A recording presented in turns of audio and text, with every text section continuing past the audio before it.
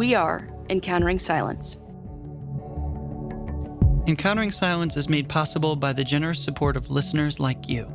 Please visit patreon.com/encountering silence to learn more about how you can be part of the circle and share in our efforts to bring silence into our all too noisy world.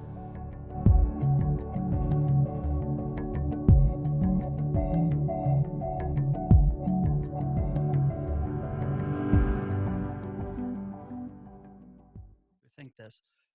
So I appreciate kind of open, raw honesty of thinking, wow, what's wrong with me here? What part of that experience holds you in captivation that you come back to it? I think it was because I was interacting with a creature like a frog on such a profound spiritual level that I didn't quite know how to articulate, but that really changed me. And I'm much more accustomed now as an adult to connect to nature in terms of landscapes, whether it's an ocean, a mountain, a forest.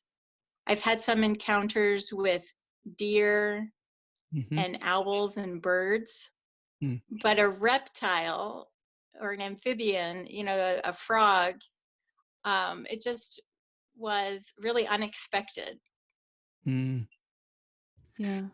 Yeah. And you remind me in your book, you write, yet because of the crazy in the blood of my family, this gift of mysticism is often shadowed by my own fear that mysticism is actually a code word for crazy, which you just, implied that sentiment in your response.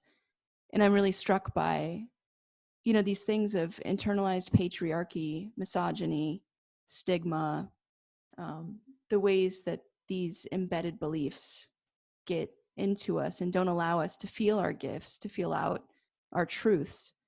And it strikes me that you've encountered many of these, especially being a woman in a leadership position in church and working to reduce stigma of mental health and disabilities and all this. I guess I don't know what my question is. How do you keep going, and how do you keep overturning? And it's a lot of work for us, internal work, right, to continually recorrect ourselves on these internalized notions of injustice. And so I wonder, how you keep that going. There's really strong models in our faith tradition of women who have faced the patriarchy and continued and kept going. Joan of Arc, Julian of Norwich, other examples, Mary Magdalene, biblical examples, early church examples that inspire me.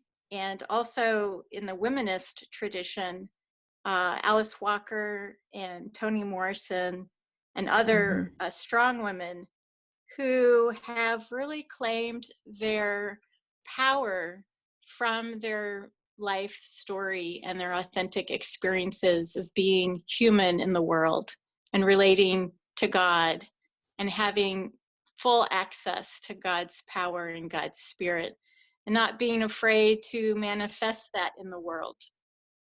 So I've been deeply inspired by the role model of other women. What was different for me and what led to the book was that I did not have a role model, man or woman, in the church of talking openly about mental illness. And so it really was an invitation to step forward into an empty space. And the way I experienced that invitation was through spirituality, through silence, through mysticism. I was really out of a time of silence, being invited by God to tell the story.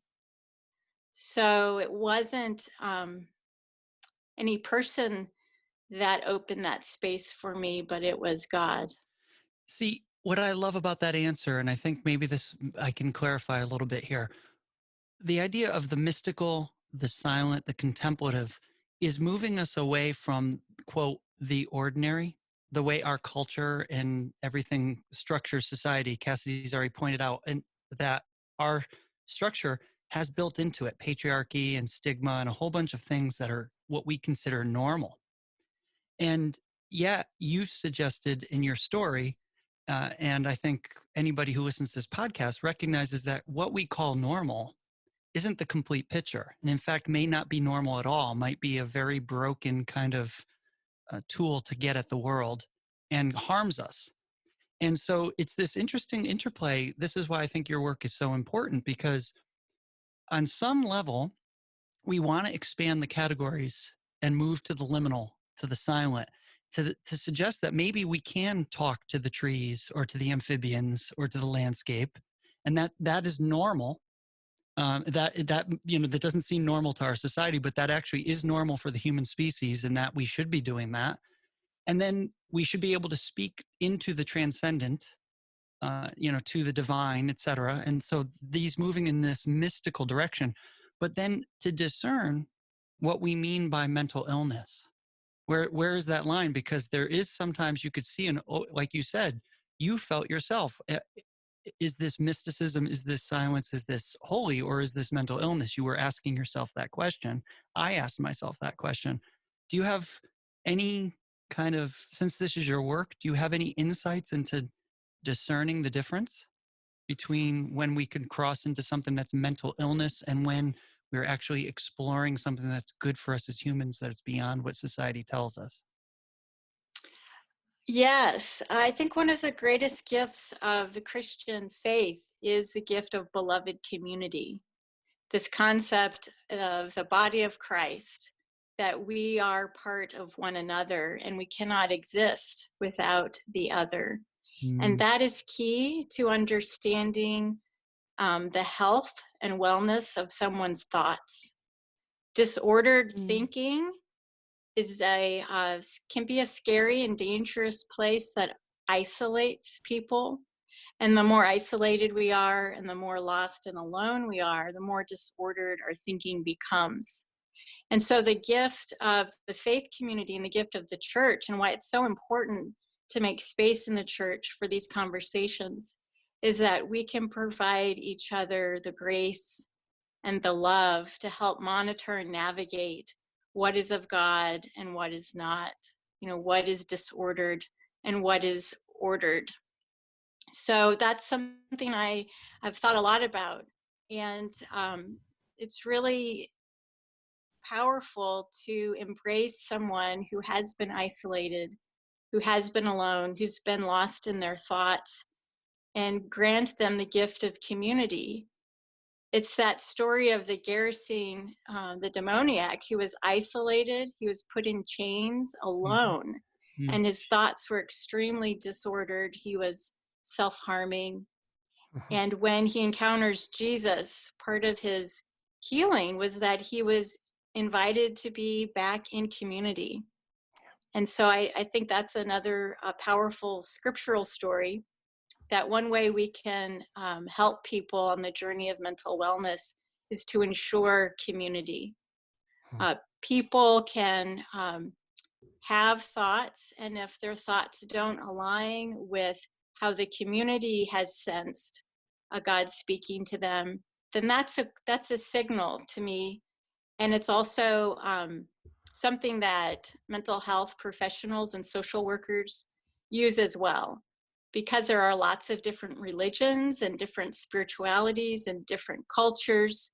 It's not black and white. We have to look at people's context. And so given the context a person is living in, we can ask the question, do other people in this culture, do other people in this religion have similar beliefs? Or is this person isolated in their belief? And so that is one way to understand that a belief might not be productive or helpful, that it might possibly lead to harm. Listening to you, I'm reminded of really the great tradition, the great contemplative and mystical tradition we see in the West. I'm thinking about St. Ignatius of Loyola, St. Teresa of Avila, the Desert Mothers and Fathers, again and again and again, John Cashin.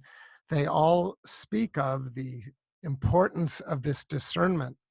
And even your language about thoughts, the discernment of thoughts, that's very much a part of the desert tradition. And if I can just very briefly speak a little bit of my own story.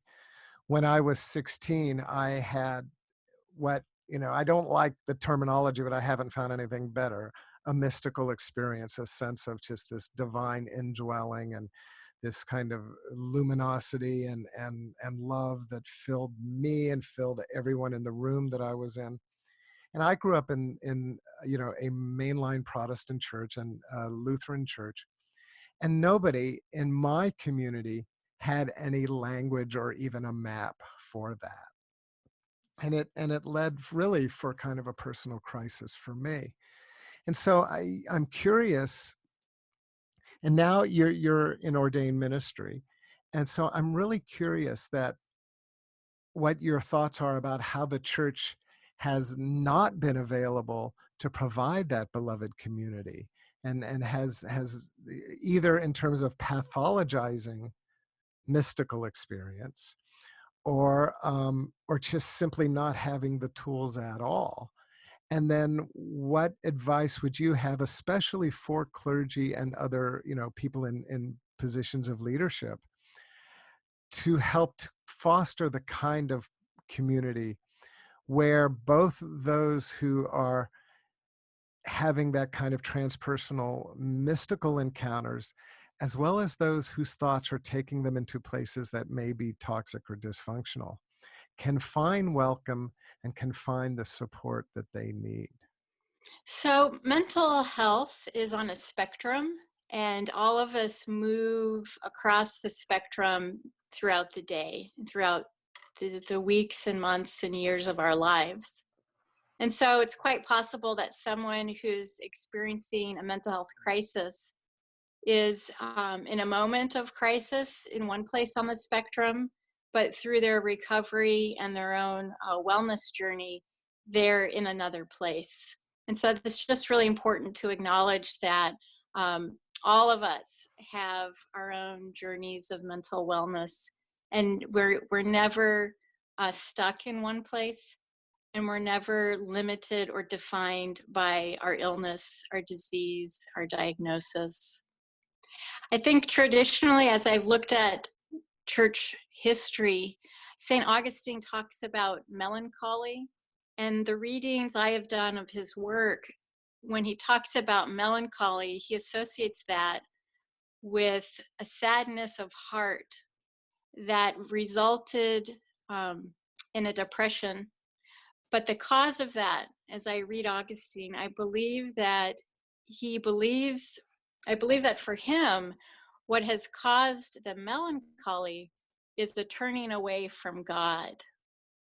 And so in that way, melancholy early in the church was associated with sinful behavior, a willful and sinful turning away from God, which then led to melancholy. And so that type of theology, although maybe not formalized, informally, created a Christian culture that did some real damage to people who experience depression, anxiety, and mental illness. First of all, mental illness was associated as a sin or with sinful behavior that one needed to repent of or be forgiven for. Second, it says that your mental illness is a willful choice, that we're choosing to be depressed, we're choosing to be anxious.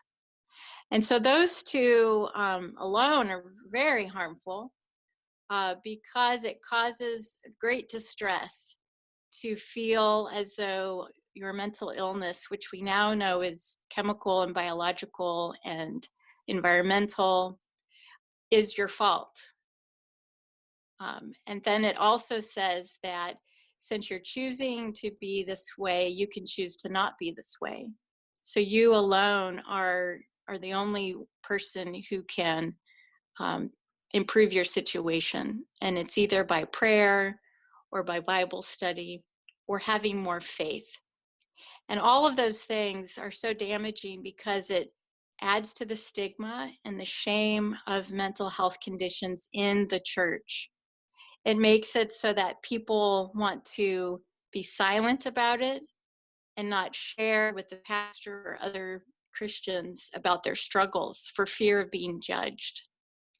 And so, frankly, what I believe is that until we have a liberation theology of disabilities and mental health justice, this type of toxic theology will remain in the water we drink and in the air that we breathe.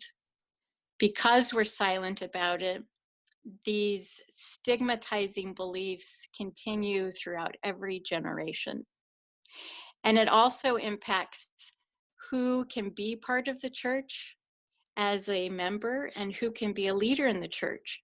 So when we think about mysticism and those who are called into ordained ministry, we know through some excellent research at Duke Divinity about flourishing and ministry that those called into ministry have a higher percentage experience of depression. And some of the research shows that current clergy have twice the rate of depression as the general public. And so we have pastors and those who seek to be pastors who, for whatever reason, we don't know why that is, have more experiences with mental health challenges. That's who we have wanting to lead our churches. Yet we have created this toxic culture around mental illness so that we don't have the support in place to give our clergy what they need to flourish and thrive. Instead, we have a process that seeks to penalize those who have mental health challenges. And so currently, to be an authorized minister in many denominations, there's a required psychological exam. It costs thousands of dollars, it takes several days. And so for a lot of our folks who do have histories of mental health challenges, maybe a history of being hospitalized, who come with prescriptions to treat their mental health challenge, the fact that the church is going to screen them in this way causes a lot of anxiety and stress. And there are problems with it because currently these exams are undertaken at great expense to the individual person, at great expense to the church and the denomination. And there really is no systematic way to interpret the tests. I was part of a high-level consultation with denominational leaders and the people who created this examination process. And the denominational leaders looked to those giving the exam to tell them whether or not people should be flagged as a high risk. Those creating the exam looked to the denominational leaders to be the ones to decide who should be flagged and at high risk. So neither party really wanted to take the responsibility of screening out people. So that's a problem. The other problem is that when committees review this examination, they aren't trained for how to interpret them. And so it's very common that a history might be revealed of hospitalization, and because there's been no training, that person is disqualified. Now, the problem with that is if you look at the history of Christian thinkers and ministers and leaders, we know that several of them do have mental health challenges and histories of depression, anxiety, bipolar disorder. And so if we're automatically screening out people who have histories of mental health challenges, think of the leaders that we have already excluded from the church. So what I propose is that the church consider neurodiversity a gift, and people who are atypical have neurodiverse ways and atypical ways as people who are actually gifted with new and different ways of seeing the world and new and different ways of imagining the church. And so instead of spending thousands of dollars and days on these psychological exams, that time and money would be invested in creating support systems and resources for all those authorized ministers so that they have free mental health care, so that they have wellness days during their week schedule where they see a therapist or a spiritual director, money where they can always afford their medications, times for spiritual retreat and for silence that we know is so healing and nourishing to our mental health. And so I think we're in a really interesting time as we continue to learn more about the brain and learn more about mental health. The good news is that there is a real openness on the part of churches to think in new ways about how we can honor those who are called to serve and all the gifts that they bring. Yeah. Sarah, I'm struck that, earlier in the conversation, we were talking about women in the church and women in leadership in particular. You called numerous names into our presence, right, of those who have inspired you. And you also mentioned that there was no name before you who stepped into this work of really mental health and disability justice in the church. And one thing you've taught me a lot about is the importance of stepping into our story and stepping into our truth as something that, to listen to, right? To heed that intuition, something which in particular women are told and taught not to listen to or engage with. And, not unlike the fact that you chose to share the story about the frog at the beginning of this conversation. That felt like an intuitive, you were listening to what you were being told to say. And I wonder, what was the impetus, what was the intuition for you to begin stepping into this work in this front of mental health awareness and disability awareness and justice in the church? Was it an intuition? Was it your own story? What led you here initially? The invitation to this work came from my own work of salvation. I had an existential crisis where I realized that serving a local church as its spiritual leader and pastor, when my father died, I was not able to be who I was in the world with my church, and it felt very wrong.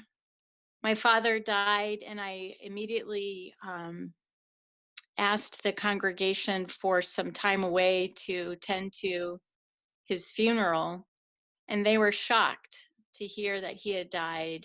Someone who everyone presumes health until otherwise. So someone who was, they presumed to be very healthy, to die in his early 60s. And that broke my heart, that they did not have any clue as to what I had lived with. Mm-hmm. So when I did his funeral, which I led a graveside service for him, I went to a young clergy women's conference, and that's where I heard a woman preacher, Anna Carter Florence, speak to us. It was a small group of women, and she did her PhD about women preachers, and she was in the basement archives of Princeton Theological Seminary, desperately looking for any record of women preachers, and hardly found anything. And she said that it's still our work to do as women to preach, because we hold stories that the world needs to hear, stories that we've been told not to tell, but that each one of us has a God story waiting to be told. And I had just come from my father's funeral. And so as she said that to me, and I thought, what is my God story waiting to be told? What story do I have that the church and the world needs to hear?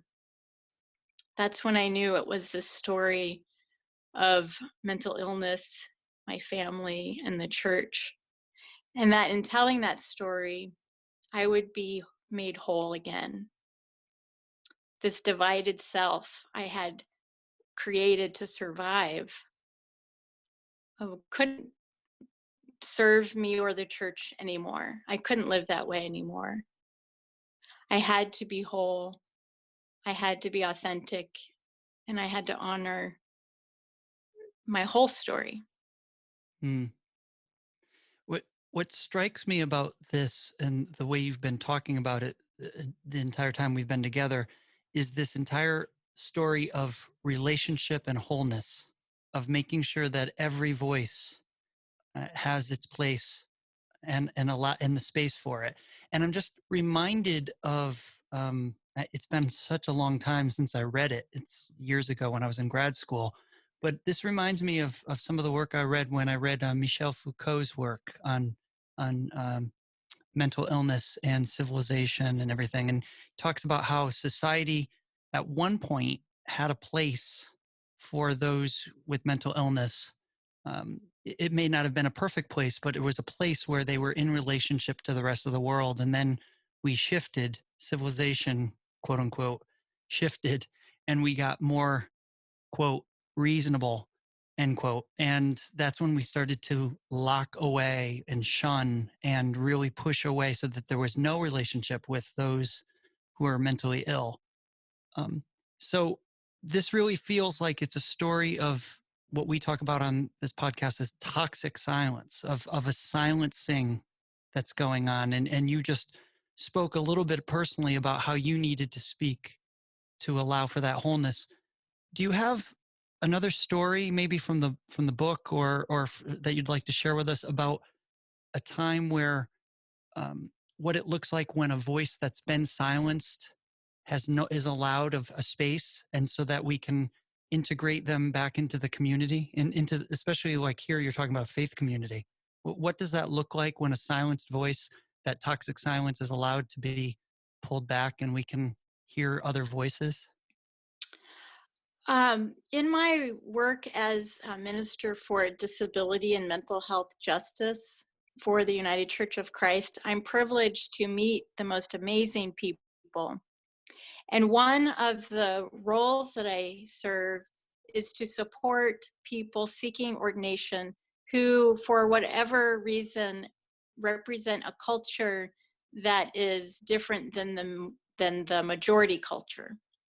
And so for us, one example of that is a disability culture. And so I was able to partner with someone seeking ordination who is from a disability culture because they were silenced by the Committee on Ministry that they were working with because of their disability. The Committee on Ministry just looked at this person and could only see their disability. And because of the disability, it made them question their ability to serve as a pastor.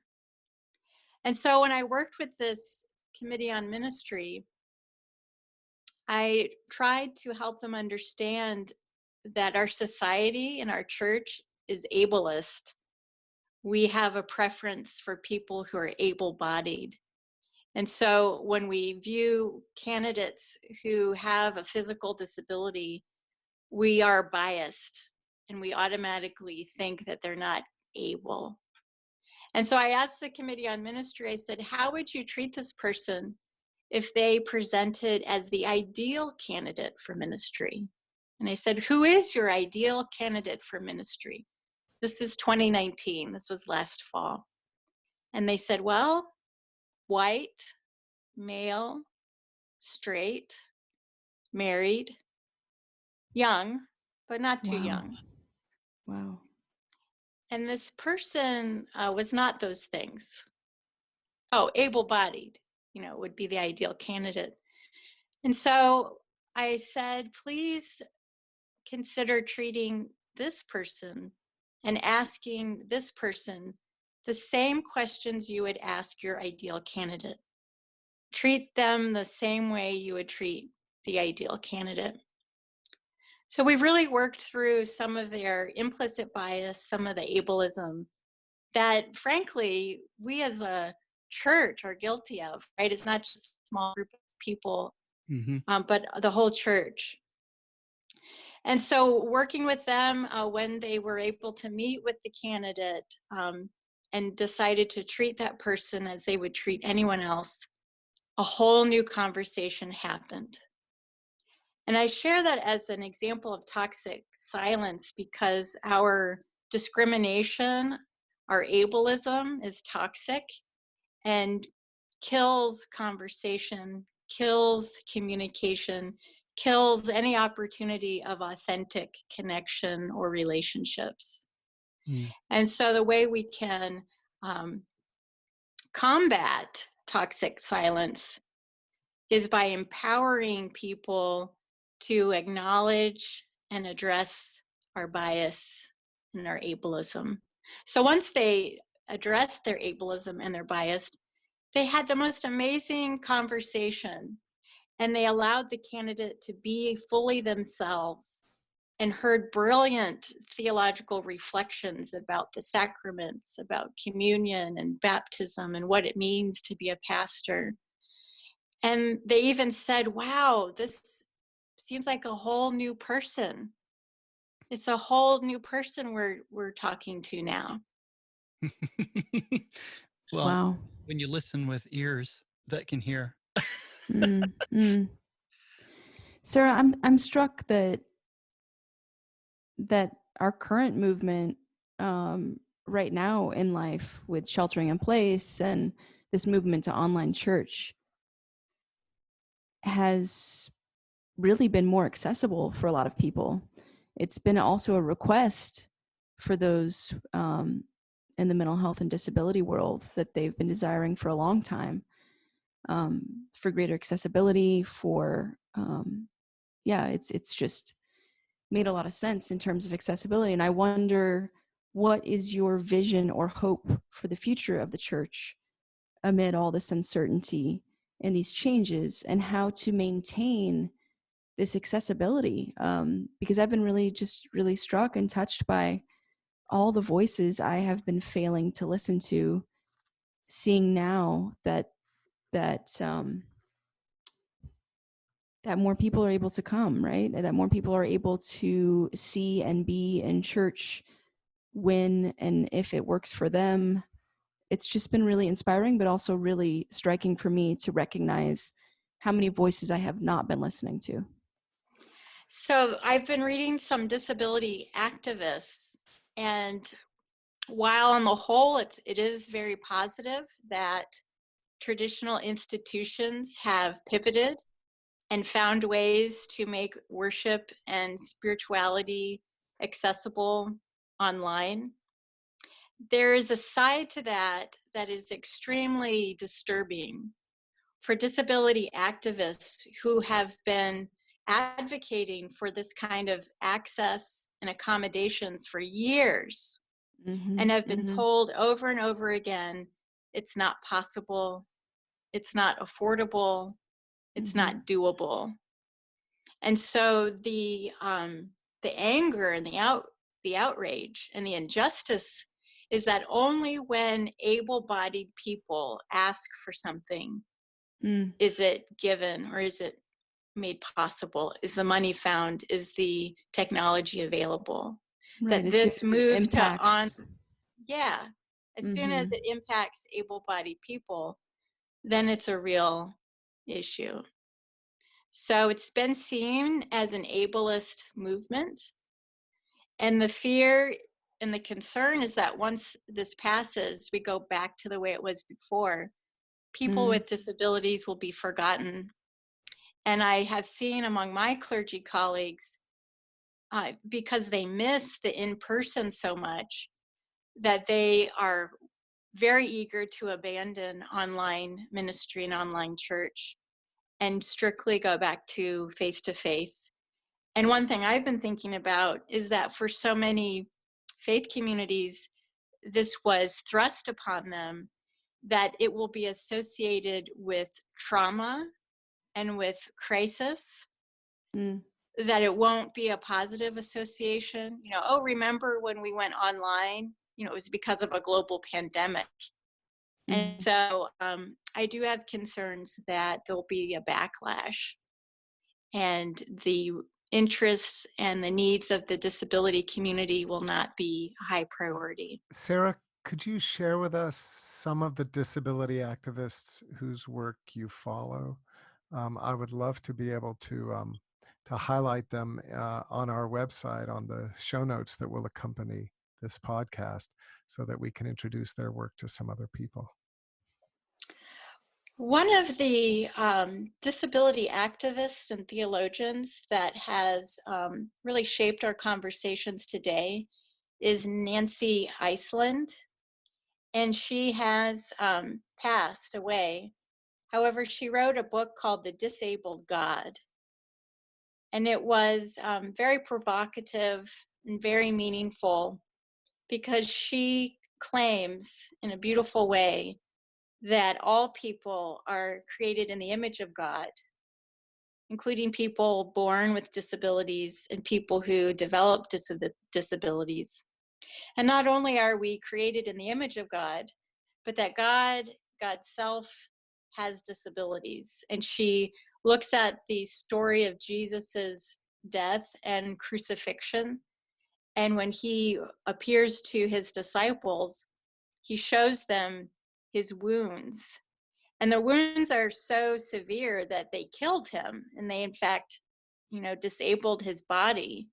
Yet when he appears after the resurrection, he continues to have the marks of that disability. And so Jesus, in that way, is disabled. And in the triune God, God is disabled. So her thinking has really revolutionized disability theology. It's a fairly new field in the Christian tradition. And so we have some young scholars who are working on their PhDs and dissertations as we speak. I have a professor I'm working with, Kirsty Jones.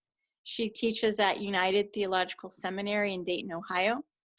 And we just had a discussion of her paper.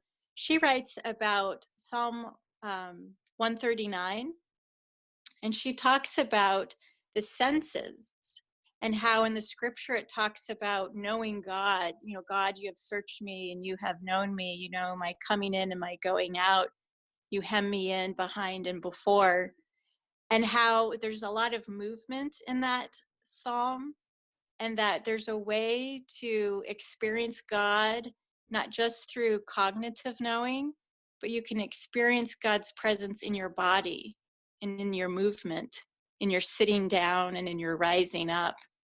And for her, that's really profound, especially as we think about people with intellectual disabilities or others with dementia, and how their cognitive functioning may not allow for a classical intellectual knowing of God. But in the scriptures, we see there's other ways to know God. You can know God in your body. And so I think that's a beautiful interpretation that she brings to our scriptures from a disability lens. Following up on that, are there thinkers, teachers, authors in this area? Because talking about the body and then going online, it's an interesting kind of paradoxical thing. I do a lot of work about nature, and so here I am. I've had conversations with people who say to me, "You're telling people, to go outside into nature, and yet here we are. We're doing an online class. You're suggesting embodiment in a place like outside, breathing the air, etc." And yet you're online, which seems to remove you away from being outside and breathing the air and being next to a tree. You're inside. So in a church that's very much about a body, sacramental, incarnation, engagement, uh, is there work or authors that are trudging, crossing these lines and talking about this with embodiment, disability, etc., and online space. What does it mean to look like, to be church, to be an embodied church in an online space, confronting all these issues that you're raising? My doctoral dissertation in 2011 Mm, was Ministry and Social Media, the challenges of building beloved community on Facebook. wow, that's awesome. So I looked at Martin Luther King Jr.'s understanding of Yeah, beloved community being a community of justice and love, yeah, and how do we build that online, nice. and some of the challenges to that. And I think we're still asking those questions. How do we build beloved community online? Yeah. Is that book available? Did it get published afterwards, or is it just a dissertation at this point? That's a dissertation at this point. Okay. Yeah. But I like your idea, and I think there's a lot. That's what's exciting to me about this field is it's a new field, and so Hmm. there's a lot more thinking and exploring, writing, a lot more conversations to have. Mm. Just as a side note, because I know other people have questions, is there a possibility that I could read that dissertation? Yes, I can share that with you. That'd be spectacular. Thank you. Sarah, in your book, you discuss one of your first encounters with a silent retreat, and it seemed to be a really significant experience for you. And I wonder, since that encounter, um, and since you wrote this book, have you maintained a kind of silence practice? What does that look like now for you?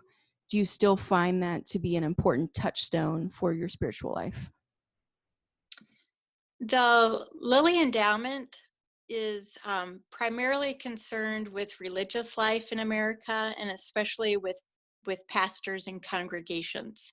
And so, about 20 years ago, they invested a lot of resources to encourage churches to find ways to improve their vibrancy and vitality. And I benefited from one of those early programs called the Bethany Fellows, and it's a spiritual model of silence and spiritual gifts and discernments. It takes new pastors, young new pastors, and teaches them the spiritual practice of silence. And so, starting in 2003, I began what was a 5-year program that invited me on retreat twice a year.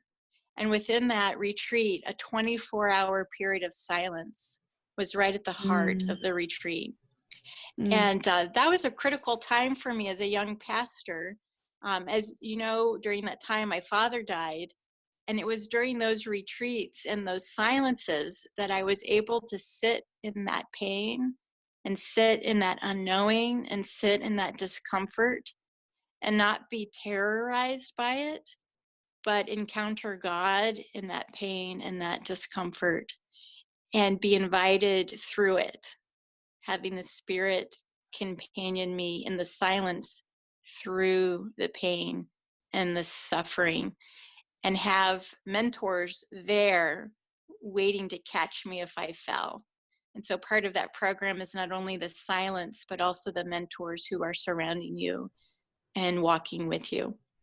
So for the first 5 years of my ministry, I had that practice, and it was so important to me that I continued that on my own. And then I became a leader in a new group. And so then for the next 5 years, as a leader, I provided that space and had that space for myself. And now as a pastor, I have started a day of prayer. It's a monthly day of prayer where I go to a local retreat center and have a day of silence. And I find that that's really crucial for my own sense of grounding and creating space to discern and to listen to the Spirit. Do you have any thoughts on how to bring that spacious silence into the local congregation? There is a really exciting proposal in process for how to do that. And so to be continued. Hopefully there'll be that opportunity coming in the next year. You know, a small way that I felt has had a really big impact at our church, Sarah, was the way that you have begun to implement the passing of the peace. Would you mind sharing about that? Because the peace can bring a lot of anxiety and uncertainty for people, that time of kind of feeling like you, quote unquote, should be connecting and shaking hands and this and that. Could you share a little bit about what we've done? Yes, I mean, the irony is that the peace in the church, the passing of the peace, is not peaceful. Yeah. And I think I learned that as a young pastor when I had members of my church who would suddenly disappear, during that time. And then in my own family, with people with anxiety and social anxiety, it was always very awkward and uncomfortable. So what we do now, we are a mental health ministry church, a wise church, welcoming, inclusive, supportive, engaged for mental health. And Cassidy, your leadership has helped us implement this, is we're inviting people during that time of the peace to take time for nurturing inner peace. That part of sharing peace is to experience that own peace within. And so we give permission and we instruct people, if you would like to use this gift of time to nurture your own inner peace, feel free to remain seated and quiet, and others will respect your choice and make space for you to have that time of inner peace. Also inviting people to not pressure others, not have expectations of others, but to simply honor how each person chooses to be during that time. It was really beautiful to see that implemented, as I'm sure you guys can imagine, that first Sunday, and seeing people take advantage of navigating and going to the place of inner peace, and watching people respect each other. And yeah, it was really, really lovely. It was so refreshing. And to see people choosing that kind of surprised me that they were choosing to do that. And I think one time I chose to do it. Normally I'm hurrying around the sanctuary, but I think one of those Sundays I really felt the need to sit and to experience that inner peace. So I like how it gives everyone permission to do what's best for them in the moment. That's beautiful. Thank you. Carl, I think you should ask something. I feel like I've been talking a lot. Kevin, how are we doing on time? How's everyone doing on time? Sarah, I know we're getting a little close to. Yeah, we're at 56 minutes, so it's up to how. So maybe we should feel. just ask one or two more. Would that be okay, Sarah? Yes. Maybe one more. Okay. Is there anything specific you want us to address, some part of the book or something that you're working on that you want us to pitch you a question before we do anything else here? I trust you all, Okay. and I trust where you want to go next. Okay, good. Do you have a poem to share? If you do, I can pitch that question to you. I don't. Is there a poet you love that we can talk about? Oh gosh. I'm reading a lot of Richard Rohr right now, so not necessarily poetry, but he writes in a poetic way. Okay, I'll pitch the question in a very, very broad way. I'll kind of tie silence, hero, and poetry together. So, Sarah, we're always interested with our conversation partners to find out who inspires them or who they would consider to be their silence heroes or poets or writers that are particularly nurturing for them. Thank you for telling us about some of the disability activists and theologians. I'm wondering, just on a more broader scale, if there is anyone that you would think of as kind of a silence hero or a silence inspirer for you. Well, I am preparing for this afternoon session with my church to read to them from Richard Rohr's book, The Universal Christ, which I read in, I think, one sitting. It was really food for my soul. And so I'm looking at this book now, and he begins with a quote from Thomas Merton that I'd like to share. No despair of ours can alter the reality of things, nor sustain the joy of the cosmic dance, which is always there. So I'll read that quote again. Thomas Merton, no despair of ours can alter the reality of things, nor stain the joy of the cosmic dance, which is always there. Mm. What a powerful reminder for right now. Yeah, thank you. Sarah, another question we like to ask when we wrap things up is, do you have a silence hero? Someone dead or alive that embodies the beauty or the power of silence for you? I am so fortunate to have my silence hero be the first woman I witnessed in ministry.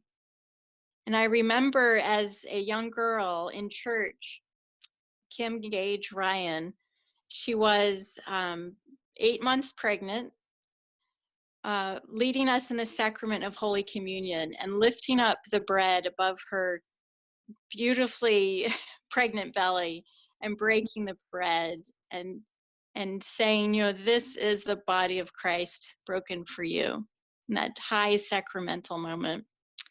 So she is my silence hero. She went on to not only be my pastor, but also to be the person who married my husband and I, who ordained me. She is my son's godmother, and she is my mentor in ministry and has been with me on this long journey. And she has led me into that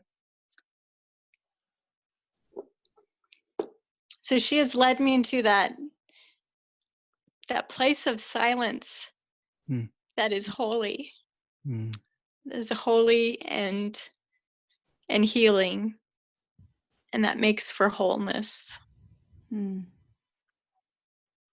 Yeah. So I think silence, in order for it to feel safe for a lot of us, needs to have a host, a person who holds that silence and who is hosting our visit.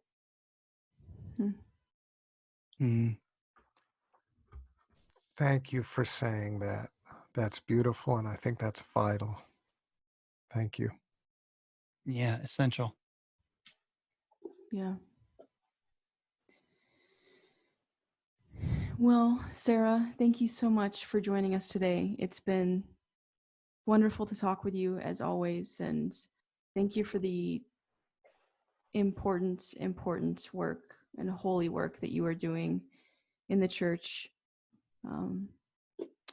for awareness, for justice, and to reduce stigma. Thank you so much. Yes, thank you for being that host of silence for others, especially for those, for all of us, so that we can all be more whole. When we exclude any of the voices, we exclude parts of ourselves, and that your work allowing for all of us to come forth, and so that all the brothers and sisters can come together so that we could all finally meet each other, is essential work. So it's been an absolute pleasure meeting you and hearing about what your ministry is. And I just, I look forward to learning more about your work and see what you do. Thank you for everything. Thank you so much.